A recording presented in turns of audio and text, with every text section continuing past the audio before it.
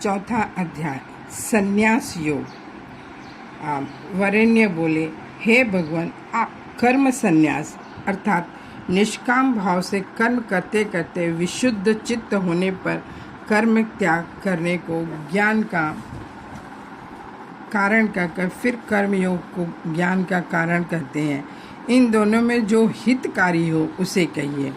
श्री गणेश जी बोले, अधिकारियों के भेद से कर्म योग और कर्म संन्यास दोनों ही मुक्ति के साधन हैं। इन दोनों में कर्म संन्यास से कर्म योग में विशेषता है।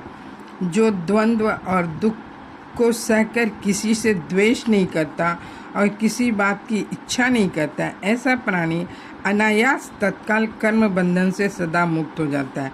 कर्म संन्यास और कर्म योग को मूढ़ और अज्ञानी ही पृथक पृथक करते हैं, परंतु पंडित गण उन्हें एक ही मानते हैं। जो फल कर्म संन्यास से मिलता है वही फल कर्म योग से प्राप्त होता है।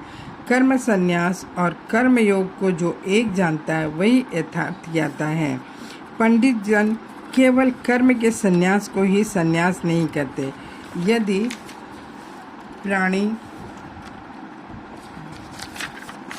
यदि योगी अनिच्छा से कर्म करे तो वह ब्रह्म ही हो जाता है। शुद्ध चित्त मन को वश में करने वाले जितेंद्रिय, योग में तत्पर और संपूर्ण प्राणियों में स्थित आत्मा को देखने वाले कर्म करते हुए भी लिप्त नहीं होते। तत्व को जानने वाला योग युक्त आत्मवान पुरुष मैं करता हूँ ऐसा नहीं मानता, पर अपितु मन सहित एकादश इंद्रियां कर्म करती हैं ऐसा मानता है। जो कर्म करने वाला सारे कर्म ब्रह्म में अर्पण कर देता है वह उसी प्रकार पाप पुण्य से लिप्त नहीं होता है, जैसे जल में पड़ा हुआ सूर्य का बिंब उससे लिप्त नहीं होता। योग के जानने वाले चित्त शुद्धि के निमित्त आशा फलाशा का त्याग कर शरीर वचन बुद्धि इंद्रिय और मन से कर्म करते हैं। योगहीन मनुष्य कर्मों को फल की इच्छा से करता है। वह कर्म बीज से बन जाता और इसी से दुख को प्राप्त होता है। योगी को उचित है कि मन से संपूर्ण कर्मों को त्याग कर सुख से रहे तथा उत्तम नगर में आनंद से वास करता हुआ भी न कुछ करे न कराए, और ऐसा जाने कि न कोई क्रिया करता हूँ न कोई कर्तृत्वपना मुझ में है, न मैं कोई निर्माण करता हूँ न मेरा क्रिया के बीच से संबंध है। यह सब कुछ शक्ति अर्थात प्रकृति से स्वयं होता रहता है। हे राजन, मैं विभु आत्मा किसी के पुण्य और पापों को स्पर्श नहीं करता हूँ। मोह से मलिन बुद्धि वाले अज्ञानी ही मोह को प्राप्त होते हैं। जिन्होंने विवेक के द्वारा स्वयं ही अपना अज्ञान नष्ट किया है, उनका ज्ञान सूर्य के समान परम प्रकाशित होता है। जिनकी निष्ठा और बुद्धि मुझ में हो, जिनका चित्त मुझ में अत्यंत आसक्त है और जो सदा मेरे परायण है, वे श्रेष्ठ ज्ञान द्वारा पाप का नाश करके मुक्त हो जाते हैं। महात्मा पंडित जन ज्ञान विज्ञान युक्त ब्राह्मण गौ हाथी आदि प्राणी चांडाल और श्वान इन सब में समान दृष्टि रखते हैं। जिनका मन समता में स्थित है वे जीवन मुक्त संसार और स्वर्ग को जीत चुके हैं, कारण कि ब्रह्म निर्दोष और समता युक्त है।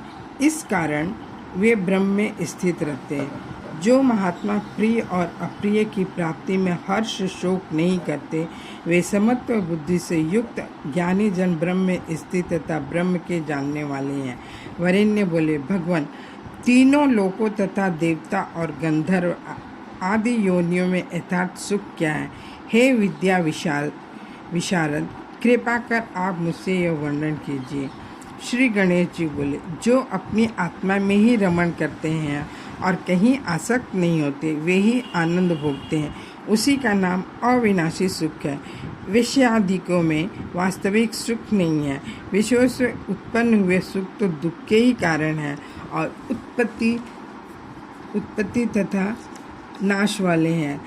तत्वविद उसमें आसक्त नहीं होते। काम क्रोध आदि का कारण उपस्थित रहने पर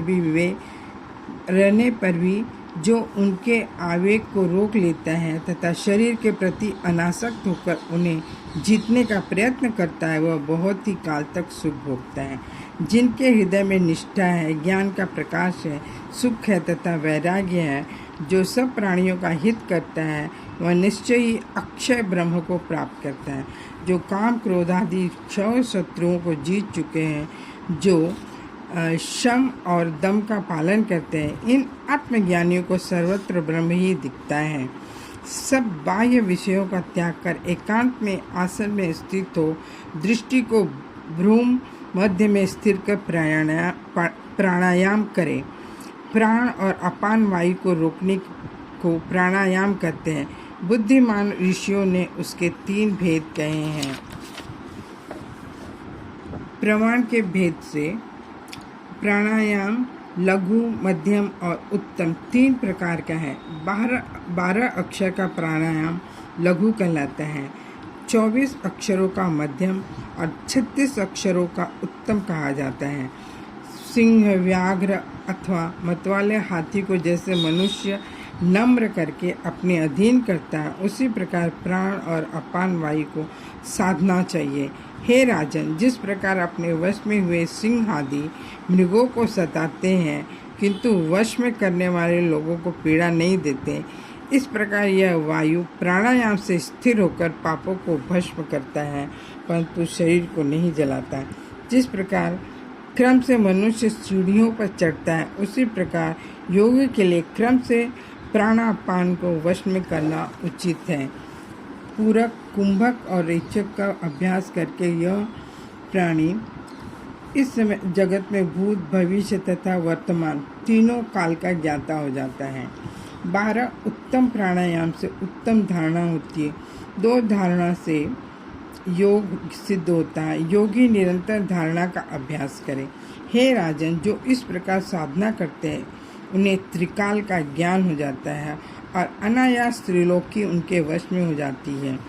वह अपने अंतरात्मा में सब जगत को ब्रह्म रूप देखता है तथा इस प्रकार से कर्म संन्यास और कर्म दोनों समान फल को देने वाले हैं। सब प्राणियों के हितकारी और कर्म का फल देने वाले एवं त्रिलोकी के व्यापक मुझ ईश्वर को जानकर मनुष्य मुक्त हो जाते हैं। इति गणेश पुराणे गजानन वरेण्य संवादे गणेश गीतायां वैश्व संन्यास योगे नाम 4th अध्याय। ओम।